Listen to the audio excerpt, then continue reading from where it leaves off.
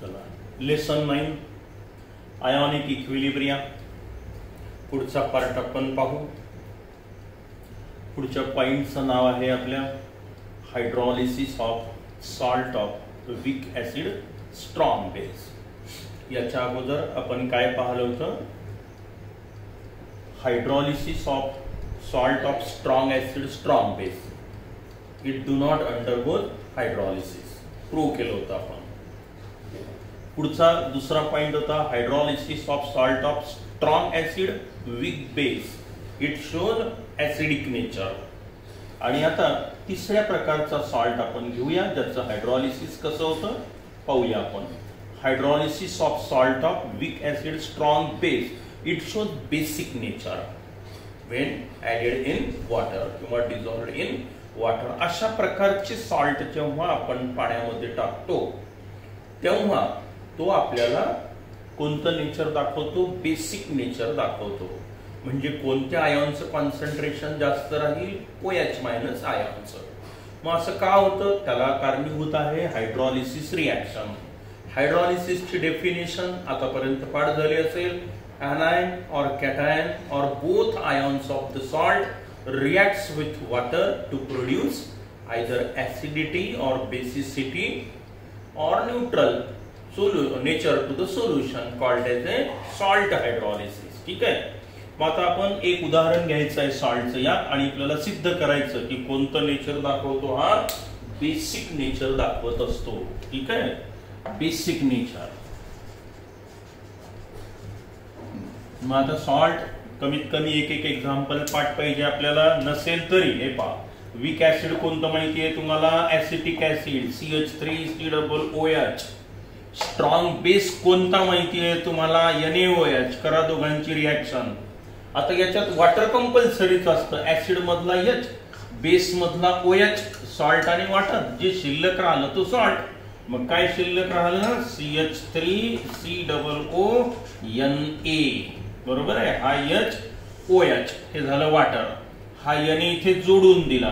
काय नाव याचं? Sodium acetate. मग आता हा सोडियम ऍसिटेट जो आहे हा पाण्यात टाकल्यानंतर सॉल्ट आहे हा पाण्यात टाकल्यावर बेसिक नेचर का दाखवतो याचं उत्तर आपल्याला द्यायचं आहे. बेसिक नेचर का दाखवतो? हायड्रॉलिसिस रिॲक्शन होते म्हणून. बेसिकच का दाखवतो? कारण द्रावणामध्ये एक्सेस OH मायनस आयॉन आपल्याला दिसून येतात म्हणून. ठीक आहे. आता हे ऍसिड बेसची रिॲक्शन होऊन सॉल्ट तयार झालेला आहे. कोणाचा सॉल्ट आहे हा? Weak acid strong base. याचं हायड्रॉलिसिस आपल्याला आता प्रूव्ह करायचं आहे की याचं नेचर कोणतं राहील. तो म्हणतो बेसिक. का राहील पाहूया आपण आता. अगदी सारखंच आहे. एक सॉल्टचं पाठ करा, बाकीचे तसेच आहेत. सारखंच आहे. सिमिलर पॉइंट आहे. थोडा बदल होत जातो तेवढाच फक्त तुम्ही लक्षात घ्यायचा. जो स्ट्रॉंग आहे तो पूर्ण आयोनाइज करायचा. वीक आहे त्याला तसंच ठेवायचं. आपोआप नेचर दिसून येतं तुम्हाला. पाठही करायची गरज पडत नाही.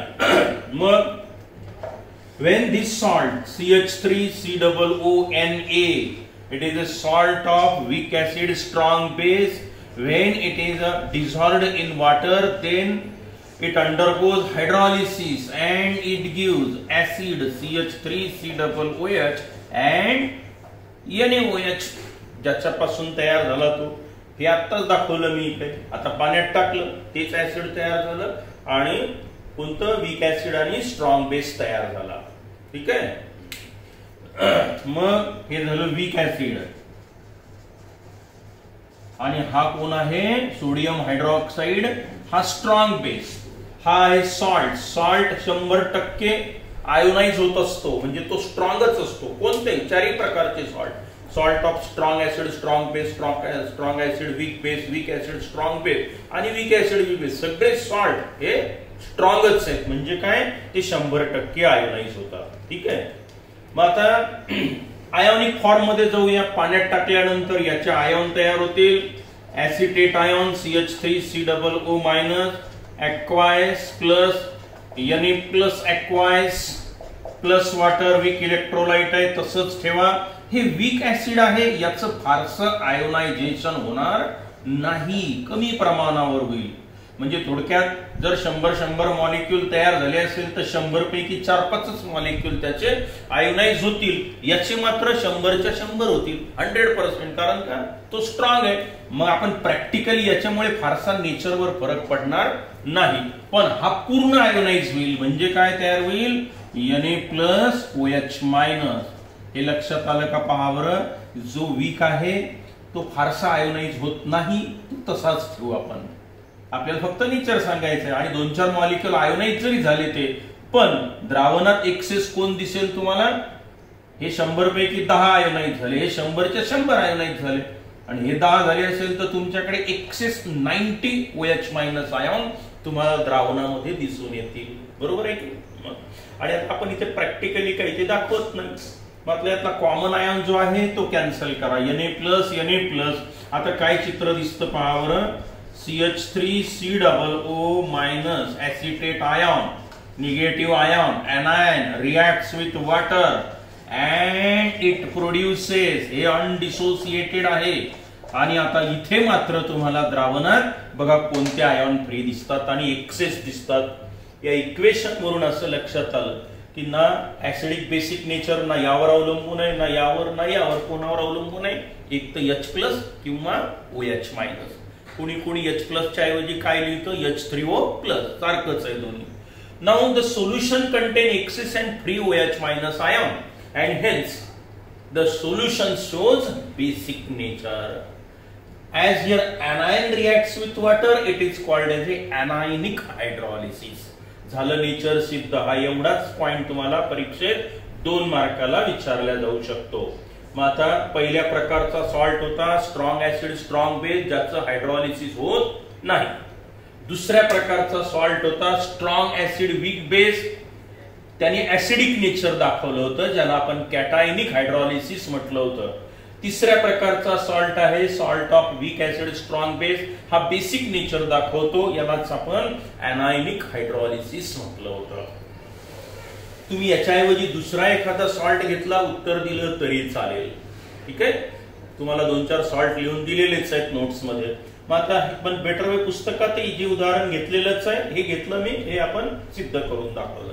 ठीक आहे, आता जाऊया आपण चौथ्या प्रकारच्या सॉल्ट कडे. त्याचं हायड्रॉलिसिस कसं होईल त्याचा आपण विचार करूया.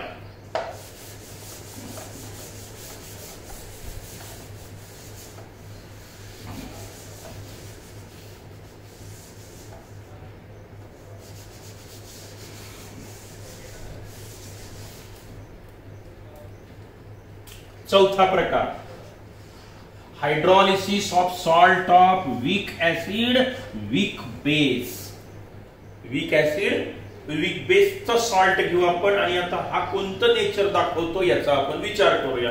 उदाहरणार्थ वीक ऍसिड वीक बेस वाले कोण कोण आहे? CH3COONH4, अमोनियम हायड्रॉक्साइड आणि ऍसिटिक ऍसिड, दोन्ही वीक वीक पासून तयार झालेला. या कंपाऊंडचं नाव काय? Ammonium acetate. त्यानंतर अमोनियम सायनाइड, अमोनियम फ्लोराइड, हे सगळे कोण झाले पहा? Salt of weak acid weak base. आता हे सॉल्ट पाण्यात टाकल्यावर कोणतं नेचर दाखवतात? पहिल्या प्रकारचा सॉल्ट न्यूट्रल नेचर दाखवतो, आपण सांगितलं हायड्रॉलिसिस होत नाही. Strong acid weak base acidic nature दाखवतो, cationic hydrolysis. Weak acid strong बेसचा सॉल्ट पाण्यात टाकला, बेसिक नेचर दाखवतो, त्याला आपण एनायनिक हायड्रॉलिसिस असं म्हटलं. आता या प्रकारच्या सॉल्ट मध्ये कोणतं नेचर दिसेल हे सांगायचं, आणि का दिसेल? आता असं दिसून आलं आपल्याला इथे की जेव्हा अशा प्रकारचा सॉल्ट आपण पाण्यामध्ये टाकतो तेव्हा तो कोणतं नेचर दाखवतो? काही सॉल्ट न्यूट्रल नेचर दाखवतात, काही सॉल्ट ऍसिडिक नेचर दाखवतात, आणि काही सॉल्ट हे बेसिक नेचर दाखवतात. पुन्हा पहा, आता इथे फिक्स नाही सांगू शकत आपण, हे सॉल्ट वर अवलंबून कसं आहे. सॉल्टचा प्रकार वीक ऍसिड वीक बेस. मग आता अशा वेळेला तो कोणतं नेचर दाखवेल? ऍसिडिक दाखवेल की बेसिक दाखवेल की न्यूट्रल दाखवेल, आणि आपल्याला कसं समजेल हे, किंवा ते कशावर आधारित आहे याचा आपण विचार करूया. ठीक आहे, सांगतो, देतो उत्तर.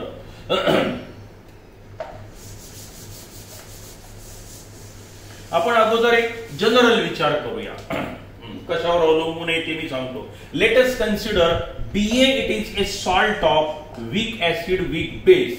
हा सॉल्ट आहे, जनरल अक्षर आहे सॉल्ट साठी BA. त्यानंतर याचा आपण हायड्रॉलिसिस म्हणजे वॉटर सोबत रिएक्शन झाली तर ऍसिड तयार झालं HA आणि बेस तयार झाला BOH. आर्हेनियस थिअरीत घेतलाय आपण. ऍसिड साठी जनरल कोण HA अक्षर आणि बेस साठी कोण BOH. म्हणजे आता पहा हे जे आहे H आणि OH यातला H आणि A एकत्र आणा झाला HA B. काय शिल्लक राहिलं OH. मग आता HA हे वीक ऍसिड तयार झालं इथे आणि हा कोण असेल आता वीक बेस. जनरल आहे आता हे सगळं बरोबर आहे. हा झाला इक्विलिब्रियम तयार की हा सॉल्ट मी पाण्यामध्ये टाकला, डिझॉल्व्ह झाला, त्याच्यापासून वीक ऍसिड वीक बेस तयार झालं जनरल. कारण हा सॉल्ट मुळात कोणाचा होता वीक ऍसिड वीक बेसचा होता सॉल्ट. मग तयार झालं ते. मग आता आयोनिक फॉर्म मध्ये बघूया आपण. सॉल्ट पूर्णपणे आयोनाइज करा. हा B प्लस ऍक्वायस A मायनस ऍक्वायस. हे ऍक्वायस का लिहितो मी पाण्यात टाकलेलं द्रावण आहे म्हणून. ऍक्वायस म्हणजे वॉटर थोडक्यात. ठीक आहे. प्लस वॉटर वीक इलेक्ट्रोलाइट आहे तसाच दाखवूया. HA weak acid base BOH बरोबर आहे. हे कोण वीक ऍसिड आहे, हे कोण वीक बेस. आतापर्यंत आपण काय केलं जो स्ट्रॉंग होता त्याला आयोनाइज केलं होतं त्याच्यामुळे नेचर दिसून आला. आता इथे काय झालं हाई वीक आहे हाई वीक आहे. मग आता त्या बाकीच्या 3 ठिकाणी जे आपण केलं होतं त्याप्रमाणे आपण त्यांना असंच ठेवलं. मग आता काय होईल पहा. anion and cation दोन्ही ion react with water both anion and cation reacts with water. It produces weak acid and weak base. Now this solution the nature of this solution it depends on the strength of this weak acid and weak base formed in the reaction. पुन्हा पहा वाक्य की आता याचं nature कशावर अवलंबून राहील. हा कोणतं नेचर दाखवेल, ऍसिडिक दाखवेल की बेसिक दाखवेल की न्यूट्रल. बरोबर आहे. मग आता मी उत्तर देतो याचं की समजा वीक ऍसिड HA तयार झालं, वीक बेस BOH तयार झाला. वीक म्हणजे काय ज्याचं आयोनायझेशन कमी प्रमाणावर होतं. कमी म्हणजे काय की 100%च्या ऐवजी 5%, 60%, 10%, 12% असं झालं. मग आता समजा यातला वीक ऍसिड हा 15% आयोनाइज झाला आणि हा 5% आयोनाइज झाला. मग काय होईल. पुन्हा विचार करा की यातला वीक ऍसिड हे वीक आहे, दोन्ही वीक आहेत, पण त्यातल्या त्यात हा थोडा स्ट्रॉंग आहे. म्हणजे हा 15% आयोनाइज झाला म्हटलं बरोबर आहे आणि हा 5% आयोनाइज झाला कारण हा त्याच्याही पेक्षा वीक आहे. मग अशा वेळेला द्रावणात तुम्हाला कोण दिसेल एक्सेस H+ आयन दिसतील. मग ते नेचर कोणतं राहील ऍसिडिक नेचर. किंवा समजा आता हा 10% आयोनाइज होत असेल आणि हा 40% आयोनाइज झाला. मग द्रावणामध्ये तुम्हाला हा जास्त प्रमाणावर आयोनाइज झालेला दिसेल म्हणजे B+OH- आयन जास्त देईल. अशा वेळेला तो बेसिक नेचर दाखवेल. आणि समजा हे वीक ऍसिड आणि वीक बेस हाही 10% हाही 10% आयोनाइज झाला तर हाई 10% H+ आयन देईल, 10% OH- आयन. द्रावणात दोघांचंही कॉन्सन्ट्रेशन काय राहील सारखंच राहील. अशा वेळेला तो न्यूट्रल नेचर दाखवेल. म्हणजे याचा अर्थ जेव्हा वीक ऍसिड वीक बेसचा सॉल्ट आपण पाण्यामध्ये टाकतो तेव्हा हायड्रॉलिसिस नक्की होतं आणि झाल्यानंतर तो न्यूट्रल नेचर कधी दाखवेल जर वीक ऍसिड वीक बेस दोघांची स्ट्रेंथ सारखी असेल, त्याचा डिग्री ऑफ डिसोसिएशन सारखा असेल म्हणजेच त्याचा डिसोसिएशन कॉन्स्टंट सारखा असेल. घेतलाय आपण डिसोसिएशन कॉन्स्टंट. पोस्ट वॉल डायल्युशनला आठवा हा डिसोसिएशन कॉन्स्टंट वीक ऍसिड साठी HKa लिहितो आपण आणि हा काय लिहित असतो आपण वीक बेस साठी KB. Post wall dilution law मध्ये आपण घेतलेला आहे. मग आता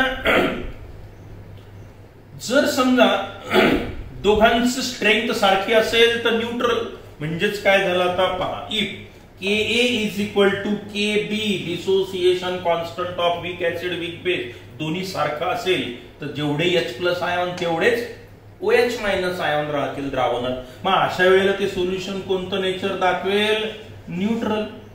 समजा ऍसिड जर स्ट्रॉंग असेल म्हणजेच काय dissociation constant of weak acid is greater than dissociation constant of base. म्हणजे याचं आयोनायझेशन थोडक्यात 15% होतं आणि याचं 5%. मग अशा वेळेला कोणतं नेचर दाखवेल ऍसिड स्ट्रॉंग असल्यामुळे ऍसिडिक नेचर दाखवेल. आणि जर समजा KB मोठा असेल तर काय होईल पहा बरं, KA पेक्षा KB मोठा असेल तर याचं आयोनायझेशन जास्त होईल, याचे आयॉन जास्त तयार होतील, म्हणजे OH मायनस आयन जास्त तयार होतील. अशा वेळेला तो कोणतं नेचर दाखवेल, बेसिक नेचर दाखवेल. मग आता आपल्याला एक वाक्य लक्षात ठेवायचं, when the salt of weak acid weak base undergoes hydrolysis then it may show acidic nature or basic nature or neutral nature, and it depends on the strength of that weak acid, that weak base which is formed in the hydrolysis reaction. अशा प्रकारचा salt पाण्यात टाकल्यावर कोणतं nature दाखवतो हे कशावर अवलंबून आहे, ते जो वीक ऍसिड जो वीक बेस तयार झाल्या त्याच्या स्ट्रेंथवर अवलंबून आहे वीकच, पण त्यातल्या त्यात हे दोघं जर सारखेच ताकदीचे असतील तर, सारखंच आयोनायझेशन झालं तर न्यूट्रल, ऍसिड जास्त प्रमाणावर आयोनाइज झाला तर ऍसिडिक नेचर, आणि बेस जर जास्त प्रमाणावर आयोनाइज झाला तर बेसिक नेचर तो दाखवेल. ठीक आहे, याला म्हणायचं मग hydrolysis of salt of weak acid weak base. आता आपल्याला असे 3 सॉल्ट निवडायचे आहे. एक सॉल्ट घेऊया आपण या प्रकारचा, कोणता, जिथे न्यूट्रल नेचर दाखवतो, पाठच करून ठेवा लागेल. एक सॉल्ट या नेचरचा घेऊया आपण जो ऍसिडिक नेचर दाखवतो, आणि एक सॉल्ट आपण याचं उदाहरण घेऊया आणि सिद्ध करून दाखवूया. ठीक आहे, तर पहिला प्रकार घेऊया आपण, hydrolysis of salt of weak acid weak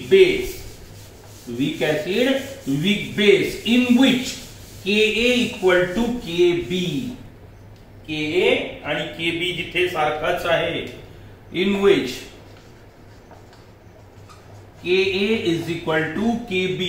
आता ह्या चौथ्या प्रकारामध्ये आपल्याला 3 प्रकार घ्यायचे आहेत, बरोबर आहे. कोणते कोणते 3 प्रकार, hydrolysis of salt of weak acid weak base for which Ka equal to Kb. दुसरा प्रकार, in which Ka is greater than Kb. आणि तिसरा प्रकार, in which Ka is less than Kb म्हणा, किंवा Kb is greater than Ka म्हणा. मग असे 3 सॉल्ट घ्यायचे आणि त्याचं हायड्रॉलिसिस आपल्याला सिद्ध करायचं की तो कोणतं नेचर दाखवेल. ठीक आहे, मग हा पॉइंट आपला संपून जाईल, कोणता, हायड्रॉलिसिस ऑफ सॉल्टचा. मग आता असा सॉल्ट कोणता आहे हे पाठच करून ठेवावं लागेल. हे उदाहरण आहे आपलं CH3COONH4. हा कोणाचा सॉल्ट आहे आता, it is a salt of weak acid weak base. आता पाण्यात टाकलं, हायड्रॉलिसिस होईल याचं, CH3COONH4 वीक ऍसिड वीक बेसचा salt, ammonium acetate. when dissolved in water then it gives acetic acid weak acid CH3COOH plus ammonium hydroxide NH4OH. aqueous दोन्ही weak आहेत. आता याचा Ka आहे 1.8 into 10 to the power -5 आणि Kb आहे 1.8 into 10 to the power -5. दोन्ही सारखेच आहेत. म्हणजे काय की या दोघांची स्ट्रेंथ सारखीच आहे. हाई 5% आयोनाइज होतो समजा, हाई 5% आयोनाइज होतो, म्हणजे जेवढे H+ आयन तयार होतील तेवढेच OH- आयन तयार होतील. मग अशा वेळेला सोल्युशन कोणतं नेचर दाखवेल, न्यूट्रल नेचर दाखवेल. मग आता आपल्याला हे सिद्ध करायचं आहे, वीक आहे ही संख्या आहे, हा कॉन्स्टंट आहे, हा पाठ करायचा, कारण हा कॉन्स्टंट कुठून मिळाला, इक्विलिब्रियम फॉर्म झाल्यानंतर प्रॉडक्टचं कॉन्सन्ट्रेशन भागेला रिएक्टंटचं कॉन्सन्ट्रेशन, नाही आपण घेतोय तो इक्विलिब्रियम कॉन्स्टंट तोच आहे, इथेही तसंच. मग Ka Kb सारखाच आहे. आता आयोनिक फॉर्म मध्ये जाऊया आपण. इन आयोनिक फॉर्म आयॉन तयार झाले याचे पाण्यात टाकल्यावर, हा स्ट्रॉंग इलेक्ट्रोलाइट आहे, कंप्लीट आयोनाइज झाला, aqueous हे लिहायचं, aqueous plus water H2O, it give, हे वीक ऍसिड आहे CH3COOH आणि हे आहे NH4OH. हे दोन्ही वीक आहे, बरोबर आहे. या दोघांचे आयोनायझेशन कसं होईल, मग आता होईल आयोनायझेशन कमी प्रमाणावर. CH3COOH when it is added in water then it gives CH3COO minus H3O plus थोडक्यात. ठीक आहे, प्लस CH3COO minus, किंवा सरळ सरळ असं दाखवा CH3COOH aqueous it gives H plus and CH3 COO minus aqueous लिहायचं हे असं. हे लिहिलं तरी चालेल, H प्लस ऐवजी H3O प्लस लिहिलं हे चालतं, हे चालतं, बरोबर आहे. म्हणजे ऍसिटिक ऍसिड 5% आयोनाइज झाला त्याने तुम्हाला 5% H प्लस आयॉन दिले किंवा हायड्रोनियम आयॉन दिले. त्याच वेळेला अमोनियम हायड्रॉक्साईडचं पण आयोनायझेशन होईल ना.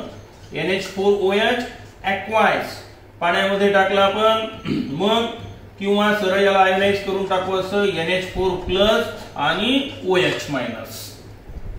आता पहा दोघांचा Ka Kb सारखाच आहे, म्हणजे आयोनाइज होण्याचं प्रमाण दोघांचंही सारखंच आहे. म्हणजेच काय होईल आता इथे, in such type of salt concentration of H plus ion is equal to concentration of OH minus ion, किंवा या रिएक्शन वरून concentration of hydronium ion is equal to concentration of OH minus ion.